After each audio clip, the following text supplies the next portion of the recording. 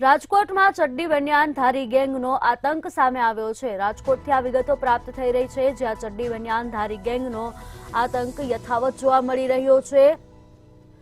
વાવડી વિસ્તારમાં ચડ્ડી બનિયાન ગેંગ ત્રાટકી હોવાની વિગતો મળી રહી છે। ઇલેક્ટ્રિકની દુકાનમાંથી ₹1.50,000ની ચોરી કરવામાં આવી છે। 2 કારખાનાના તાળા પણ તૂટ્યા। ચોરીની સમગ્ર ઘટના સીસીટીવી કેમેરામાં કેદ થઈ છે, તો તાલુકા પોલીસે ગુનો નોંધી વધુ તપાસ હાથ ધરી છે।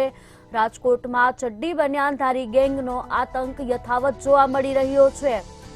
સમગ્ર ઘટના સીસીટીવી કેમેરામાં કેદ થઈ છે। ઇલેક્ટ્રિકની દુકાનમાં ચોરી થઈ હોવાની ઘટના સામે આવી છે। વાવડી વિસ્તારમાં ચડ્ડી બનિયાનધારી ગેંગ ત્રાટકી હતી અને ચોરીને અંજામ આપ્યો હતો। ઇલેક્ટ્રિકની દુકાનમાંથી ₹1.50,000ની ચોરી કરવામાં આવી છે।